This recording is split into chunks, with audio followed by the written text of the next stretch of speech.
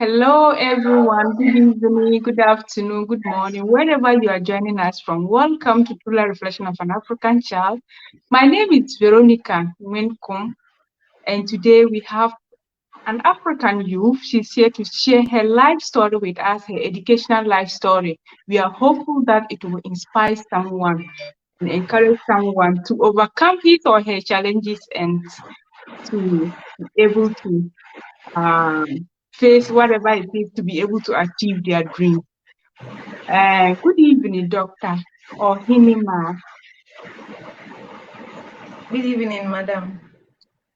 Nice to have you this evening. Thank you very much for accepting my invitation to share your educational life story with African youth. Thank you, viewers, for joining. If you have not followed this or liked this program, please do so. As you join us, send us hi for us to know that you have joined.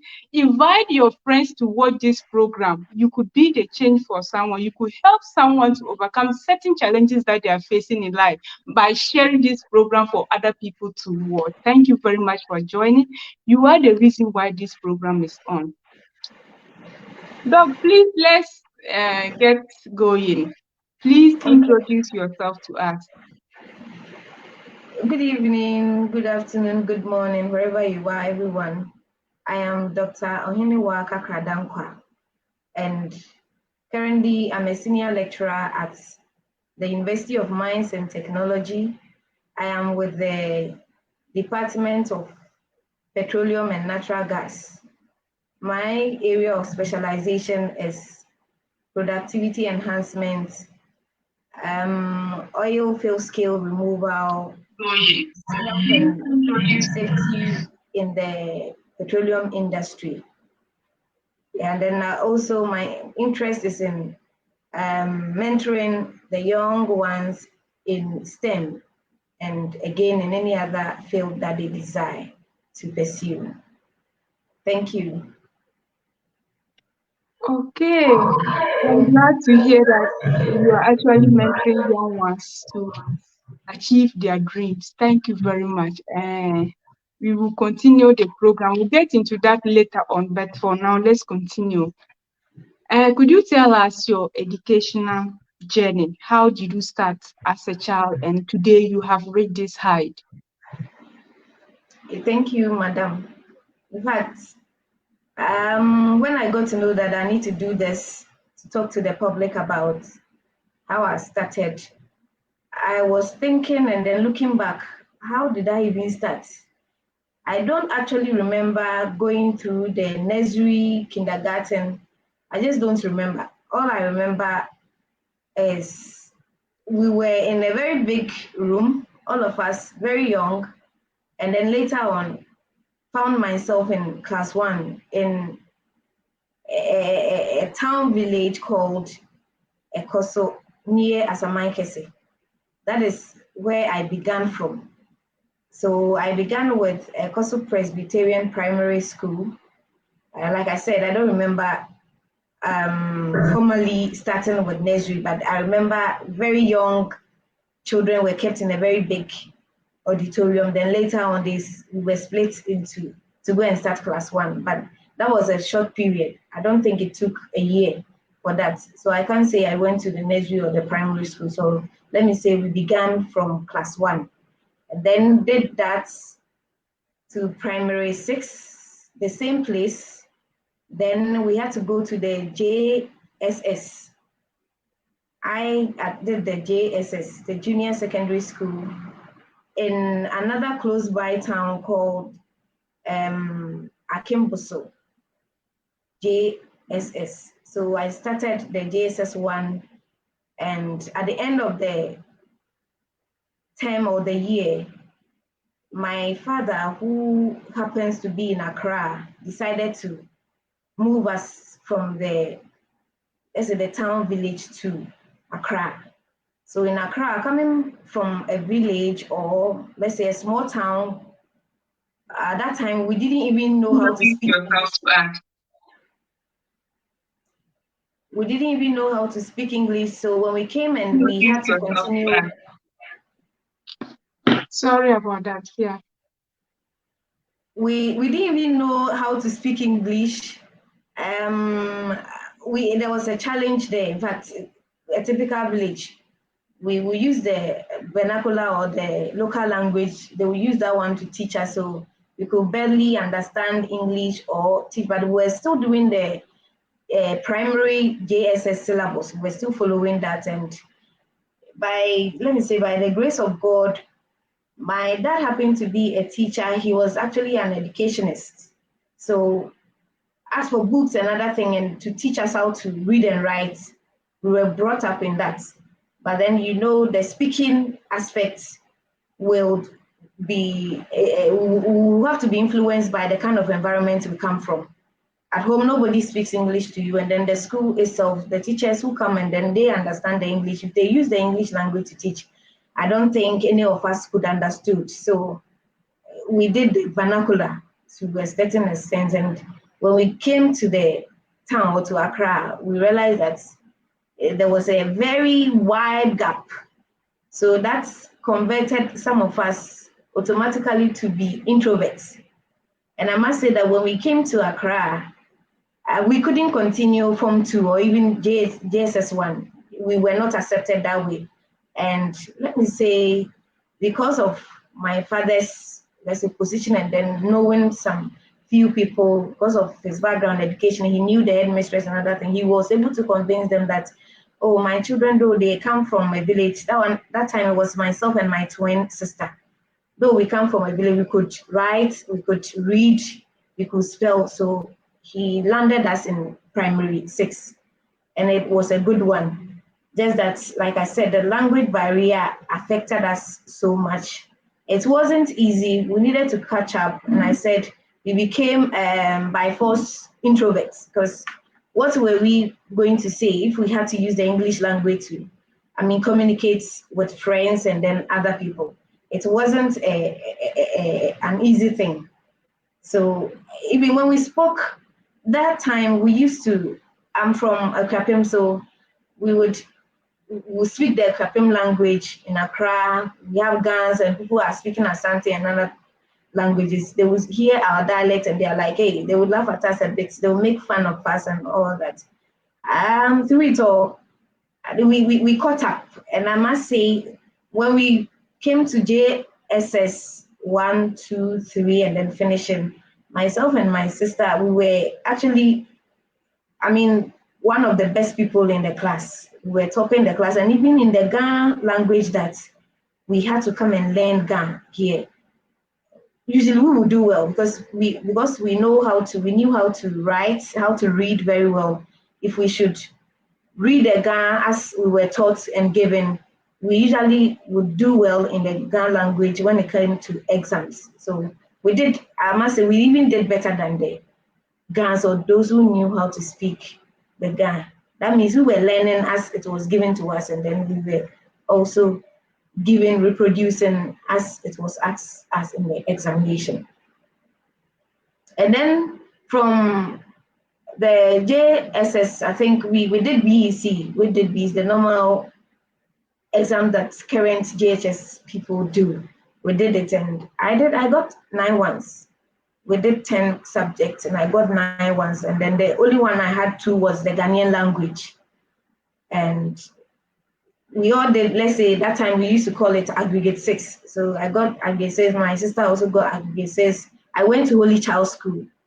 In fact, at the time that we were selecting the school, it wasn't a small thing to decide by the family and ourselves. That time we got close to some friends who were doing very well, who had very strong backgrounds from the preparatory and international school, right at the police depot, Tesano in Accra. So, they introduced us to these big schools, the Wesley Girls, Holy Child, St. Rose's, and Fantiman, and then etc. And I got interested.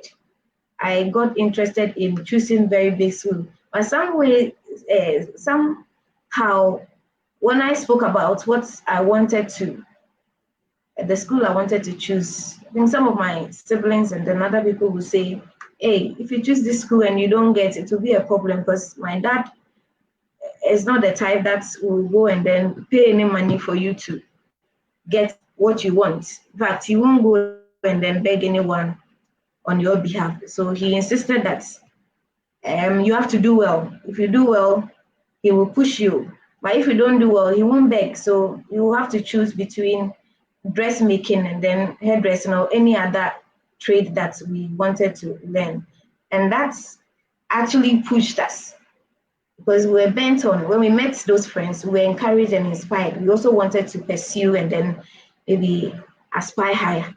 But if we don't get the right grade, it will be difficult to enter the secondary school. So I think I suggested picking Wesley Girls and then the Holy Child School. And I nearly dropped that out because some of my siblings were like, it is better to choose the middle class school so that one you are assured. So, I mean, it wasn't a bad idea. Looking at our background, we all didn't know how it would turn out, but by the grace of God, the BCE exams went well, and then we all got our schools. And I happened to do science in Holy Child School. It wasn't easy at that time. I had still not overcome the English language barrier. I was still learning. I must say that when we go to the JSS, I had to read a lot of books. I remember a friend called Sylvia Esiedu. We all went to Holy Child School. That time, the father would bring a lot of Sweet Valley High, Sweet Valley University books, and a lot of other books. So I used the opportunity. We took the opportunity to always borrow her books, coupled with the other one that my dad got for us. Then we will read. And that improved us a lot. That helped us a lot.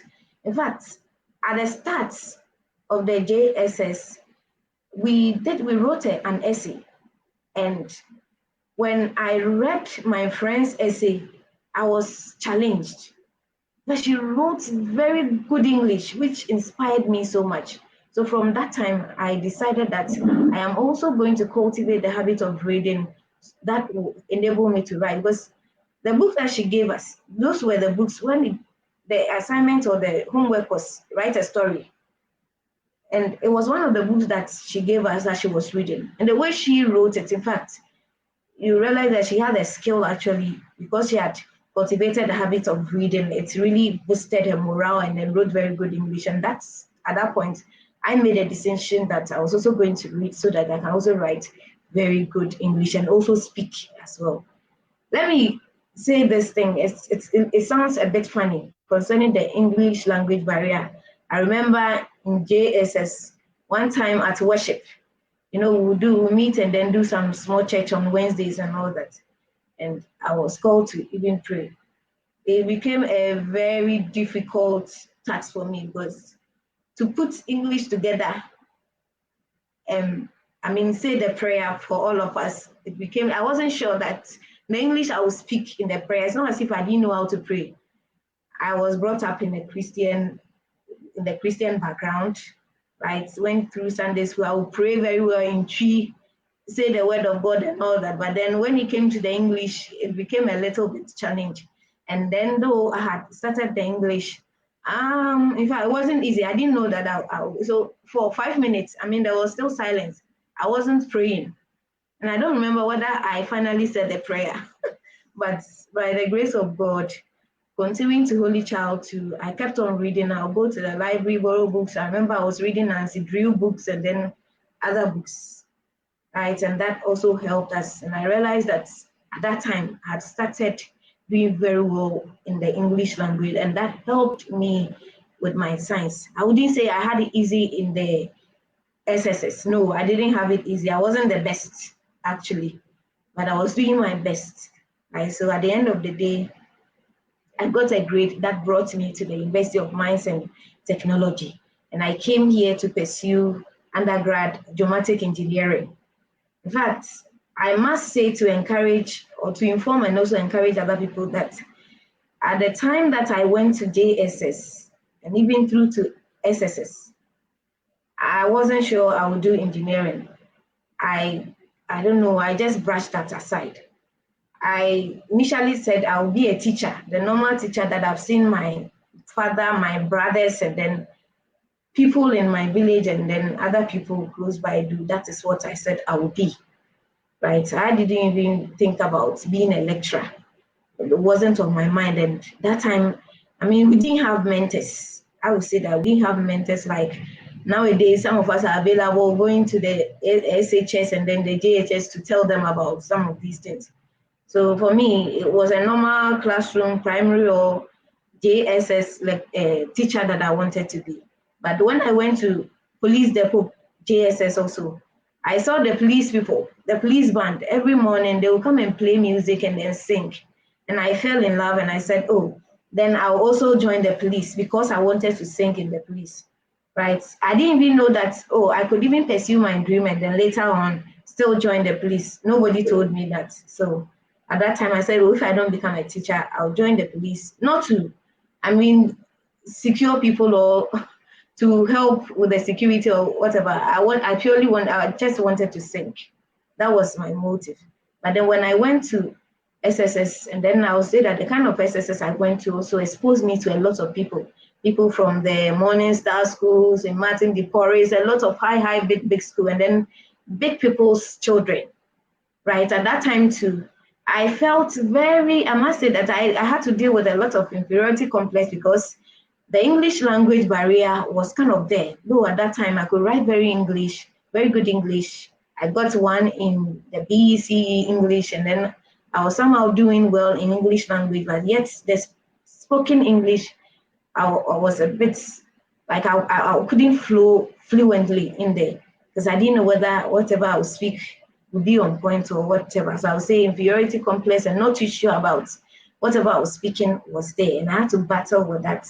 So I was a bit quiet and all that. I wouldn't speak and all that, but when the examination comes, I'll do my best, right? I'll do my best.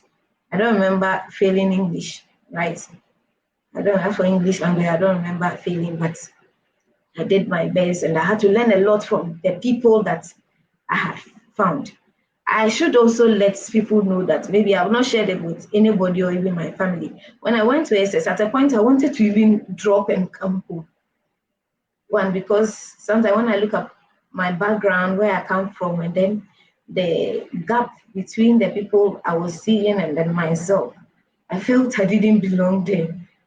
But yet, I don't know what moved me. I'll say that God actually had a plan for me. So he made me go through. So I remember when I went there first year, first term, I felt like I was in prison. I was alone. But fortunately or luckily for me, I met some few friends. And when I shared this, they said they also felt the same thing.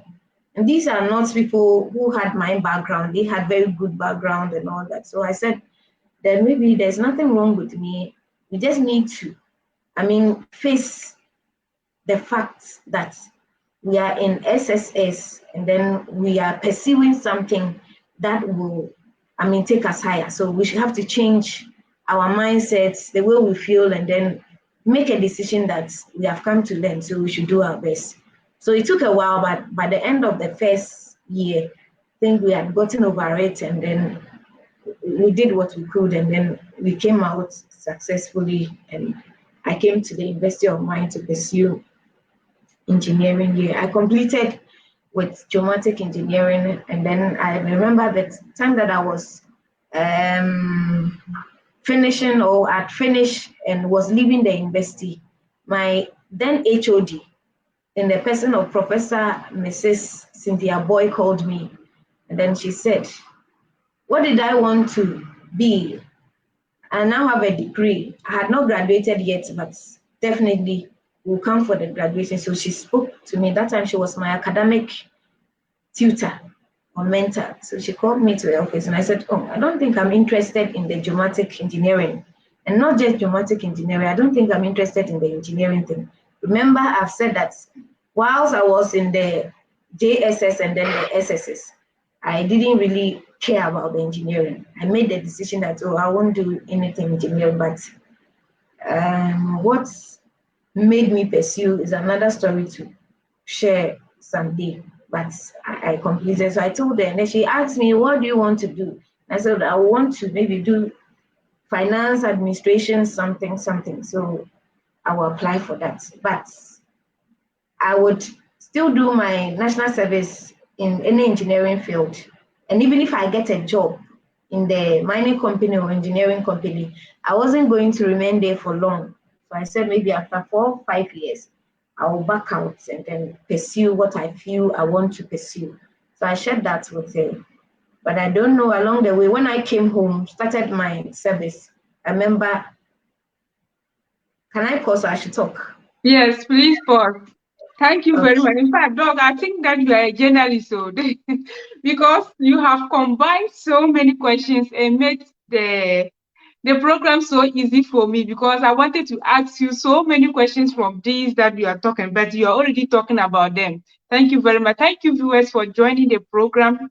If you have not liked or followed this page, please do so. Share for other people to also watch. It is an inspirational program for all of us. We are all faced with certain challenges. In fact, Doc said he wanted to be a teacher when he was a child. That was his dream job. But now she's an engineer. She's to science and technology. Sometimes the challenges come, and as she was talking, she mentioned a lot of challenges. One of the things she said was the exposure she had from her senior high school. She also said she got inspired by a friend's handwriting. That is serious, and we could be inspired by her story.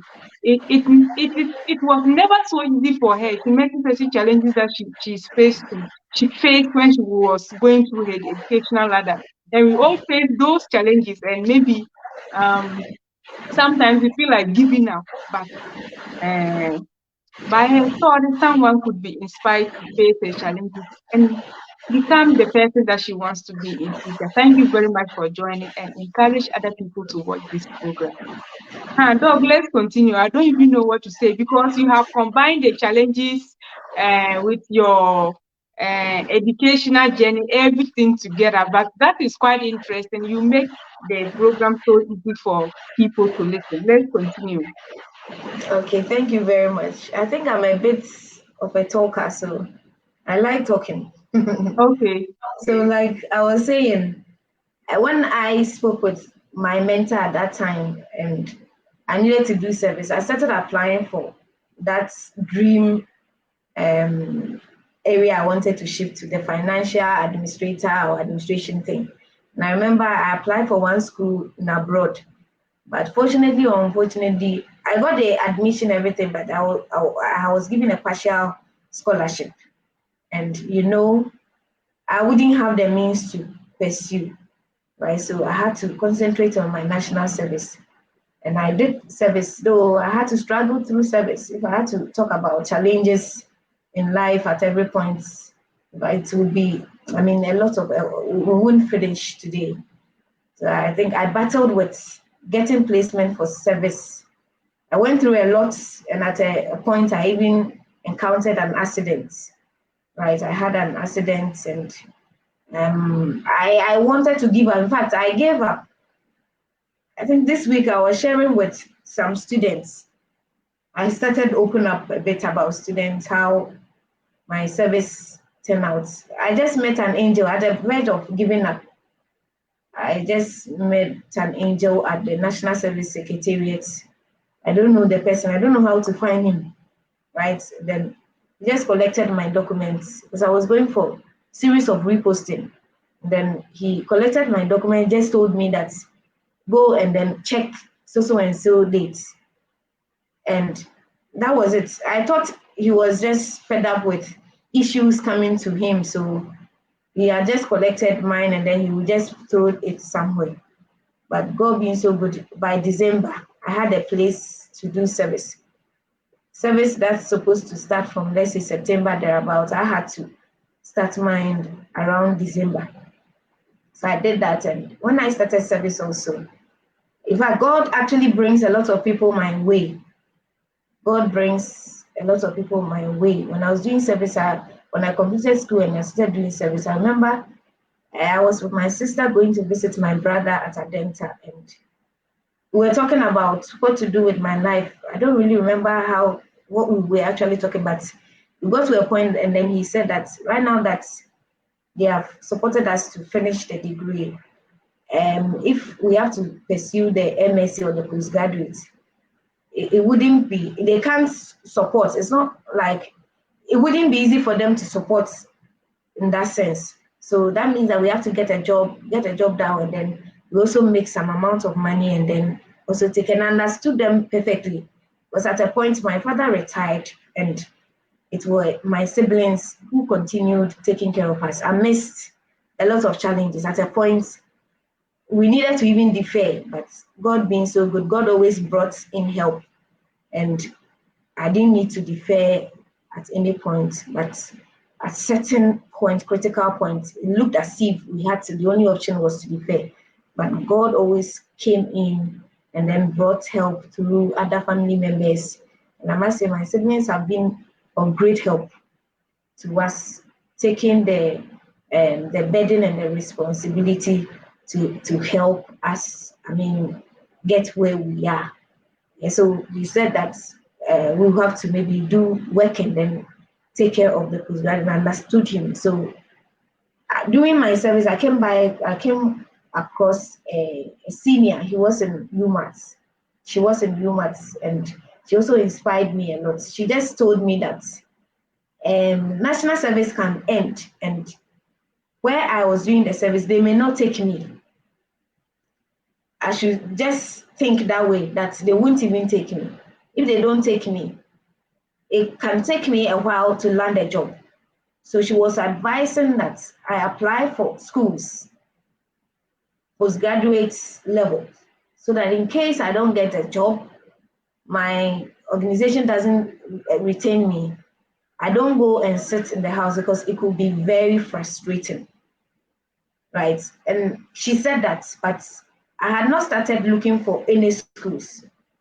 So at a point, she will crack a joke with it. Service will end, and then you go and sit home, and then you will see, right? So I came to myself, and I also started applying. So before service ended, I had gotten admission for an MSc program in Abuja, Nigeria, an African University of Science and Technology. So I had to get a release. It was around June. So I got a release through my boss, and then I went to Nigeria to start my program. Though I was a bit behind, the time I went, they had started, because they had finished one course or so, they were almost through. So I took it later. But I went and I joined them. And at that point also, there were a lot of challenges. I remember one time my mother called me from Nigeria, from Ghana. And then all I could say was I was coming back. In fact, it was a scholarship though, but the requirements were huge. If you should get, is it 2 C's or so? 2 C's or 3 C's plus, you were coming home. You can't come with the MSc degree. And we had heard and seen people who had, gone through that. So I was like, if at the end of the day, the thing too was not a small thing. In fact, every 2 weeks, 2 courses are running. And then they were huge, voluminous courses. So it wasn't easy. I must say this for us to laugh. Myself and my roommate, anytime we had to write exams, we had running stomach. It's not as if we eat anything, but it became usual that anytime there was an examination, we will have running stomach. So she will enter the loo, and then she'll come back, I'll come back like that. Even that day, we don't eat. When we are writing exam, we don't eat at all. But yet we would still experience that running stomach. I don't know, there was a lot of anxiety and the fear of, if you don't do well in the exams and you get 3 C's or 2 C's, they will just give you a postgraduate diploma and then you come home like that. And I was like, hey, I've carried my luggage and baggage and I've come to Nigeria to pursue MSc, and then I won't go with it. Then I have to go back before they sack me. So I thought about that. Maybe I'll get the 3 C's. By the grace of God, I didn't get any C. What I remember getting was B minuses. And B minus was like a funeral for me. When I went to the notice board and I saw that I'd gotten B minus in a course, in fact, for 2 weeks, I'd not gotten over it. But it was very painful and all that. But God being so good with all the the hectic moments there, we graduated successfully and then gloriously, and then we came back to Ghana. And I came back to Ghana December and sat home for, let's say, about 7 months without a job. But during that period, I was looking for jobs, and I didn't really limit myself to MSc required or qualifying jobs. I wanted to do anything, start with anything at all. So even if it were a normal classroom, primary or JSS, I could go and teach. But sometimes when you apply, they will say that you're overqualified. They will use your MSc and they won't. I just wanted to occupy myself with something, but they didn't understand. So they won't give it to you. They will say, we are sorry, your qualification is too high, we can't take you on. And that made us, some of us stay, like me, I stayed about 7 months. And I also applied for to UMAT. One of our lecturers, who is now associate professor, met me at a wedding and then called me aside and said, Ohenewaa, you can give UMAT a thought. You can come and teach here. I mean, make a decision. The oil companies who are there, I did petroleum engineering, so at the MSc level, and then the PhD level, I did petroleum engineering. So he said, you can come to apply to UMAT and then lecture if you have the interest. So I should go and think about it. So when he said that, and I said, there's no, I mean, it's not a bad thing to think, I mean, to try or to, I mean, pursue that also. So in as much as I applied to the oil and gas companies, went for series of aptitude tests and all that, I also applied for UMAT and I was called for interviews. I attended 2 interviews, UMAT, and then I got a job. So I started in August, 1st August 2012. I must tell viewers and then our moderator that, God willing, on Monday, 1st of August, I'll be 10 years in the university teaching. So I'll be celebrating my anniversary, and most importantly, I thank God so much for how far He has brought me. The teaching journey or the lecturing journey has not also been easy. And I started with the MSc, so definitely it required of me to pursue the PhD. And that I couldn't leave the job because the job was also giving me some income to take care of myself and other things. And I wasn't getting a full-time PhD also. So I did the part-time PhD. And by the grace of God, though I started with UMAT, I had to abandon it and then was offered another opportunity in Port Harcourt, Nigeria. It was a World Bank program. I joined in less than 3 years because they had timelines. Less than 3 years, I had to get I had my PhD. It wasn't an easy journey at all because it involved a lot of your time, commitment, and then money. Though the university sponsored us, sometimes when at the time you are going, the call comes that you should come to Nigeria, Port Harcourt. The monies may not be ready, so you needed to, take care of yourself. Then when you come, they would refund for you. So those moments were hectic a bit. So I took a decision, let me plan. Nothing, I wasn't doing anything. I would save towards my program so that in case anytime they go, because we used to fly from Ghana to Port Harcourt, and Nigeria, you don't have a straight flight to Port Harcourt. You have to fly to Lagos and then to Port Harcourt all the time. So I took a decision to maybe save towards that so that I wouldn't really be stranded or struggle, or maybe it wouldn't affect my program there. So I did that, and still we were teaching. So sometimes you have to send scripts. Whenever you are called and you are done with exams, your script, you need to send it along, go and mark, and all that. We did all those things. It wasn't easy times, but by the grace of God and then by perseverance, because I was determined. And the PhD was also required, because without PhD, our criteria is said that you can only lecture in the university with doctorate or PhD. But we usually get the offer when we have MSc, because we don't have don't have a lot of people with a PhD. That's how come we have people with a master's, but the requirement is PhD. So we did that, and I am saying to the glory of God, less than just about few months to the 3 years, we were able to graduate and then come with our PhD. So this is how I got my PhD in 2017. And I've been lecturing by the grace of God. 2020, I became a senior lecturer in the university. I've worked as exams officer at the departmental level, at my school level or faculty level, and by the grace of God, once again, next Monday, I will assume a higher office of the university exams coordinator, and this is how far I've come. Wow, congratulations. A lot of positions are coming your way on Monday, and it's going to be a new beginning for you. 10 years already as a Amen. lecturer, that is a very big achievement in your life, and I'm sure the viewers are inspired. A lot of congratulations are coming to you from the viewers. Thank you, viewers, for joining. Keep your messages coming. If you have not liked or followed this page, please do so. Also share for other people to watch. Thank you very much. Yes, Doc.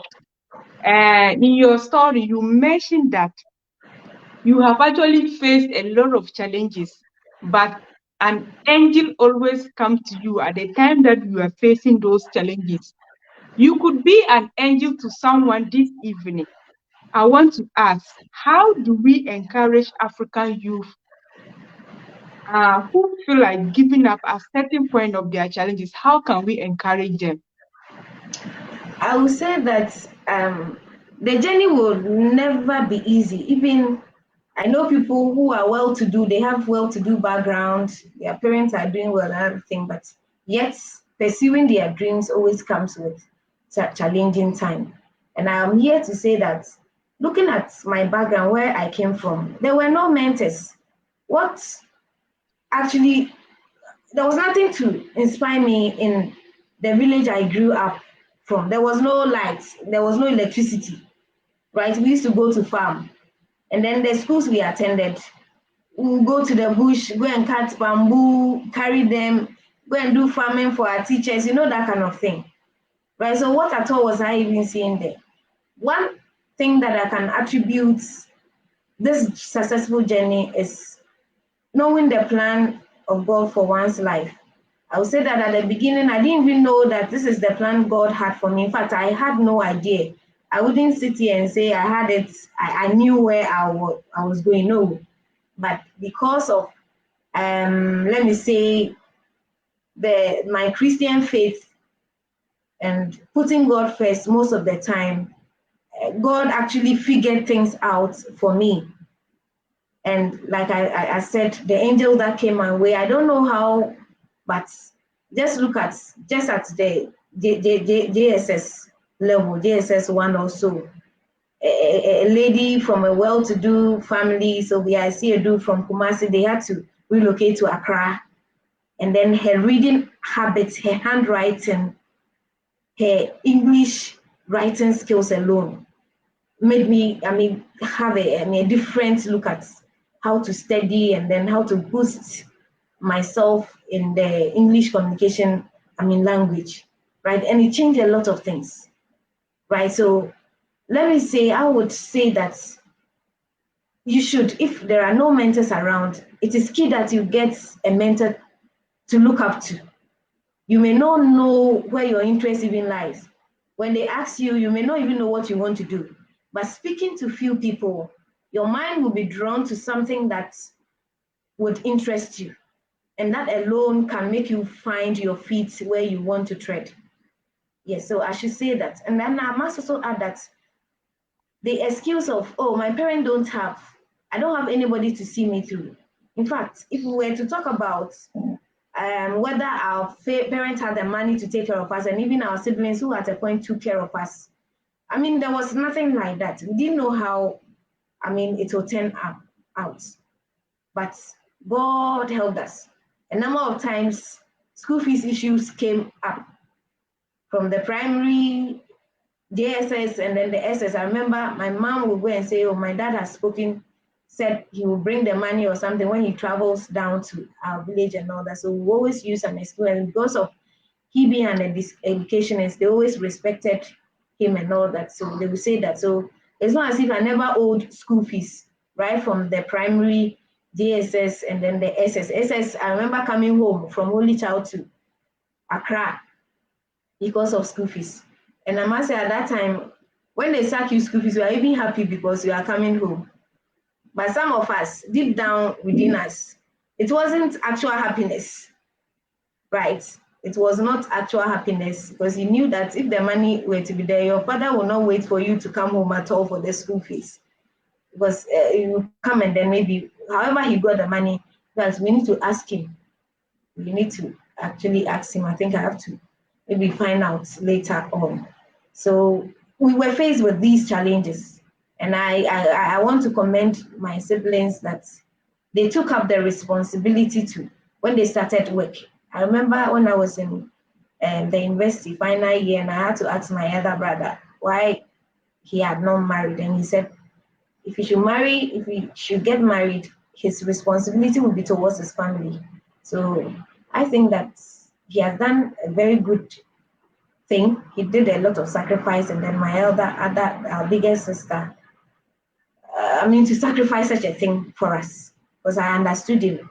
If he were to be married and he has started giving birth, it wouldn't be the same, right? The care and then the responsibility towards us will change. So he told me that, and then I respected that. So I must say that a lot of sacrifice will have to be done, right? And sometimes we can meet angels like that. I will say that I will encourage you to see those who are doing well in your communities, right? Let people know that you are doing well. In fact, you also have to work hard. If you don't work hard, people will not be interested in pushing you, right? So, send a signal that you are a hardworking person. Let it show, let it be seen, right? Let it be seen so that someone will be interested in giving you that push. And that alone will help you to, get to your challenges. And then I'm saying that have mentors, look for one, right? Look for one. Wherever you can find, look for one. One area that you can use to get mentors is maybe go to our educational websites, like institutional websites, like UMass, for instance, University, KNUST, another institution. Get there, the website, and then look for people.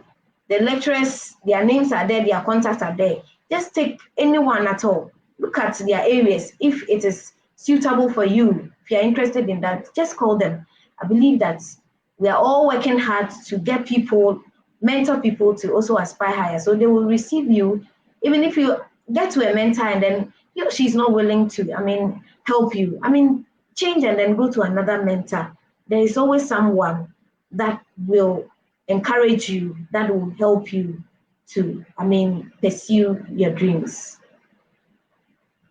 And that is why Dr. Ohenewaa is here. If you want her to be your role model, you can contact her for any advice. Look at her educational journey, the challenges that she went through, and she has been able to achieve where she is today.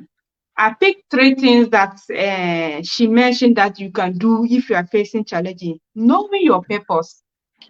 She mentioned God so many times. I know some people don't believe in God, but you should know your purpose. What do you want to do on earth before you die? That is knowing your purpose. And you get role models, people that their behavior or what they are doing interests you. You want to pick up their lifestyle. It can also help you to overcome challenges. And also let people know whom you are. 30 times you are from a poor home and then you don't talk to anybody. You see people coming to your area. Like if you meet people, expose yourself to them. This time we have assemblymen and then MP and those Exactly. people. You have to tell them, oh, I have written my junior high school, I have written my senior, and I've gotten this grade. I need money to do this, but I don't have help. You have to speak to people to know that you are facing certain challenges. No one will know your problem if you don't speak up. Thank you very much, Dr. Ohenewaa, for this evening. Very soon we'll be ending the program. Thank you, viewers, for joining. Please like and share and encourage other people to watch this program. You could be that angel Dr. Ohenewaa mentioned this evening to someone. Thank you very much. I want Her to. network is actually not very good, but once her voice is louder, we will continue the program. Okay. Yes. What is your advice? I think we have almost ended the program, but anyway, let me ask something. So, at the University of Mines and Technology, what do you lecture? What is your area? Okay. Thank you very much. Like I said, from the master's level, I did petroleum engineering, and that I pursued it to the PhD level. So I am lecturing in petroleum engineering, and I take courses in production, enhanced oil recovery method, environmental and management and safety, and etc. Yeah. So I lecture in petroleum engineering.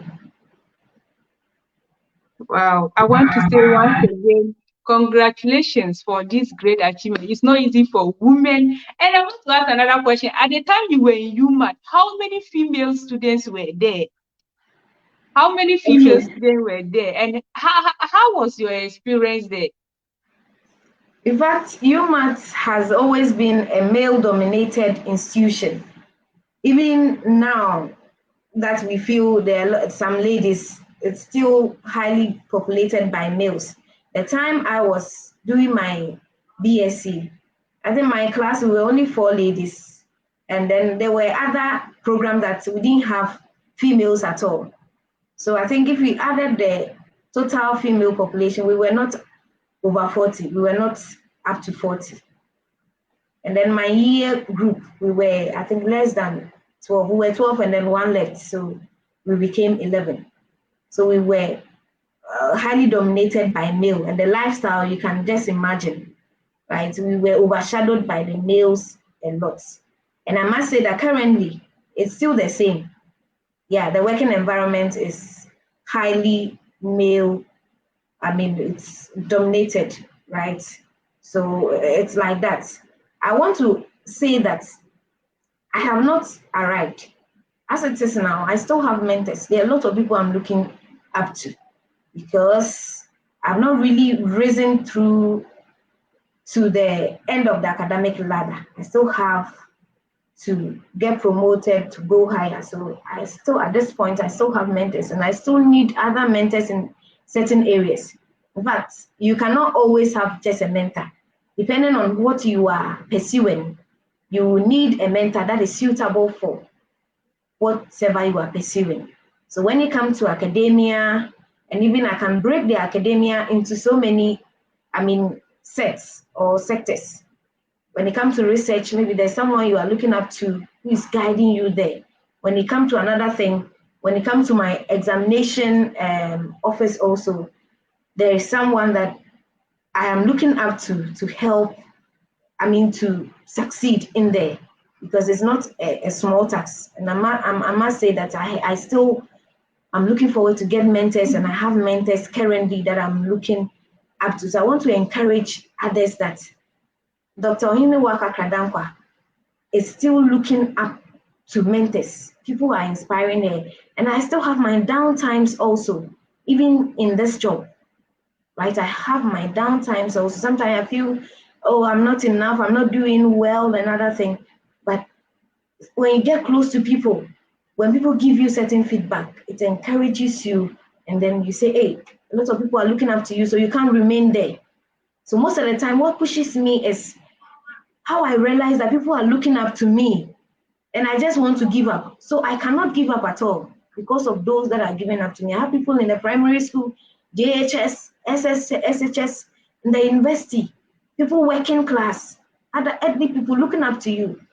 So I resolve that I can't give up on myself and I can't give up on my dreams. I just have to do it so that I can serve as an inspiration for other people. So I want to encourage people to look out for mentors. Mentors. Be careful looking for mentors. Get the right mentors who will encourage you to pursue. And then one other thing, currently we are into, there's this ladies in mining and allied profession thing on campus, which I'm a member. And what we do is to go to the schools, the basic schools, the primary schools, I mean, the SHS, the SSS, and then even some of the students in the university to inspire them. So we serve as mentors for them so that they can also, I mean, aspire higher and become and even, I mean, better than us. So that is what we are engaged in.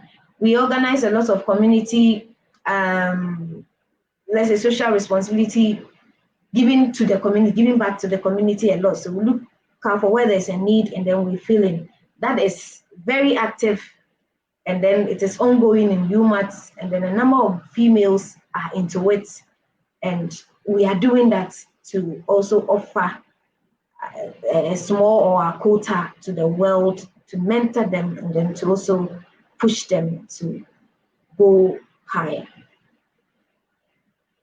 Thank you very much, Doc, for hearing this. I'm so interested to hear that you are helping.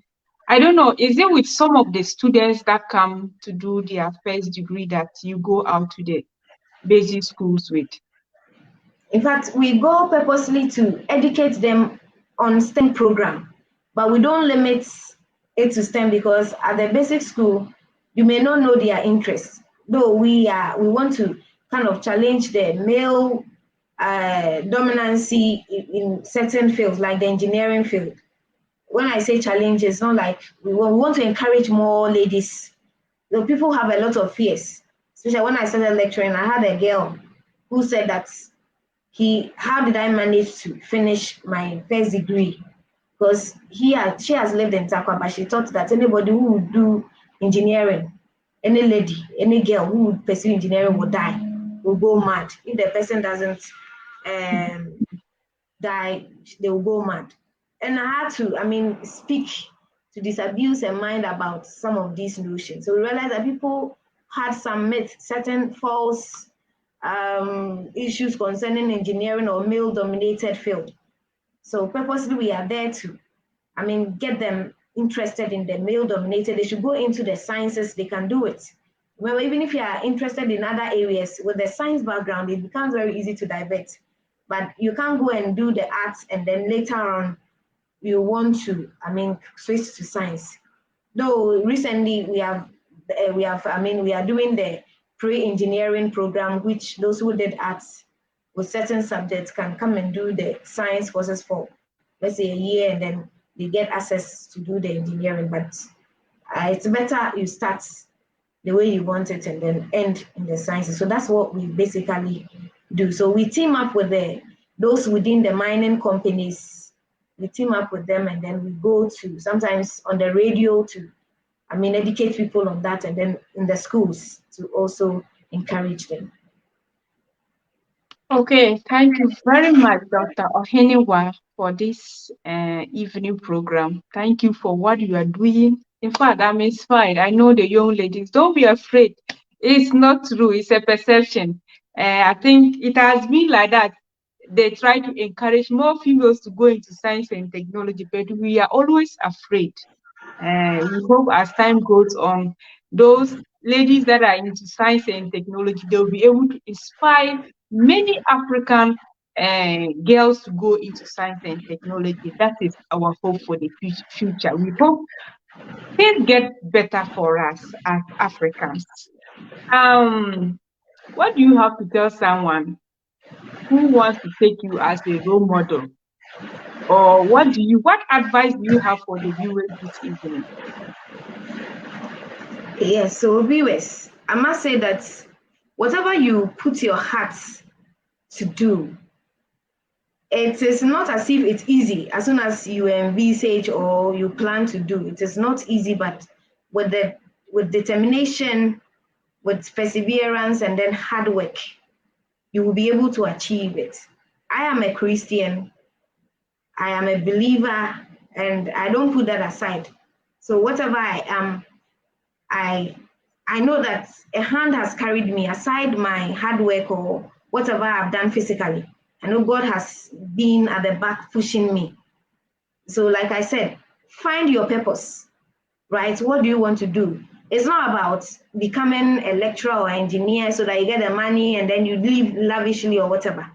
But you also have a role to play to inspire others. You have a helping hand to give others, right? There are some family members, friends in your community. What can you do? Maybe at a point you may be paying some people's school fees, which we do, right? So see that it is not all about yourself. Even if you don't want it for yourself, someone else needs that help from you. So you must at all costs become somebody and then offer that helping hand to the person so that when the person also realizes their dream, they can also give glory to God and also appreciate the effort that you have made in their life. Like I'm here appreciating my siblings, and it's not just my elder siblings. My twin sister has also been of great help, right? I mean, to the point of giving you all the things you have to. When I started work, I didn't have the clothing that I needed to start work with. She will always box it to Takwa for me to wear, begin wear. Whilst I was in Nigeria also, she will always periodically, she will send me things so that I could concentrate. I thank my family so much, especially my siblings and then my parents, for what they have spent on us and then where we are. We thank God that God gave them the grace to help us. It's not everybody that is able to enjoy that from their siblings or their family, right? So we are privileged, we are fortunate to have siblings who sacrificed for us, then to push us to where we are. And then anybody that has come across my life through my national service experience, I was saying the angels and people that I've learned from. I learned a lot from people, how to even organize myself. I mean, talking about domestic issue, I had to learn from people and I still learn. Anytime I see something which is beautiful or which is done so nicely, I ask, right? And I also still learn from even the younger ones.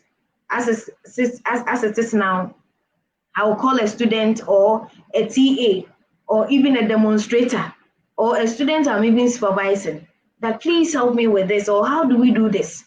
I don't shy away from that at all. If it takes me from knowing something, I have to ask. And I also seek help from others. Sometimes you cannot do it all. There's a lot of burden. I have MFA has been on the show before, and I must say that she contributes a lot to my success. I always say that we haven't even begun. I know she will do a lot to contribute to my success. I know that one. Sometimes you are hard pressed in a situation, I have to call on her and then she will be there for you. So whilst you are also there for someone also can be there for you at the time that you are in need. So please, I want to encourage you that be a blessing to someone, and then someone will also be a blessing to you. And if you have a problem, share with people. It's not everybody you can share certain problems with, but I mean, be careful who you share with.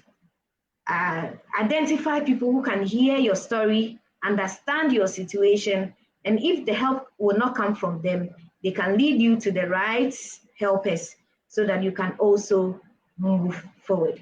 And I want to thank this organization for the opportunity that they have given me. In fact, it's a rare one, and I must say I'm very, very happy. I should say that I am fortunate that today I've had the platform to speak about myself, right? I am so fortunate, and I mean, a very big thanks to them. So, Madam, thank you, and I pray that another time it will be another story that we'll be discussing. Thank you very much, Dr. Ohenewaa, for this evening program. In fact, I'm sure your siblings, your family, they are very proud of you. Africa is proud of you. True Life Reflection of African Child celebrates you today for all the achievement. As you said, it has not been easy, but you have been able to make it. We are very proud of you. We pray that the females in Africa will be able to take you as a role model and be able to achieve where you are today or maybe even more. Thank you very much. Viewers, thank you very much for joining this program. As I said, if you have not liked or followed the page, please do so. Please share for other people. As you said, we all have to be part of the change that Africa really needs. Dr. Ohenewaa could be a role model to someone who will watch this video. And as I said at the beginning, she could be an angel to that person, and that could actually solve somebody's problem. Please share the program for other people to watch. Thank you very much, everyone, for joining. And then till another time, I wish you good night in Ghana and Africa. Good morning, wherever you are. Thank you very much for joining, and bye. Doc, thank you very much.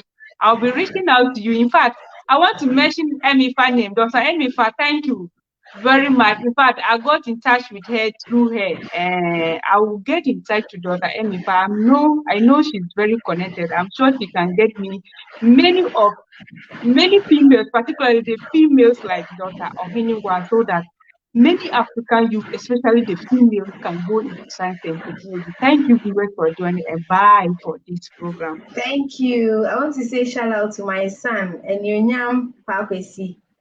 Hi. Bye-bye. Bye.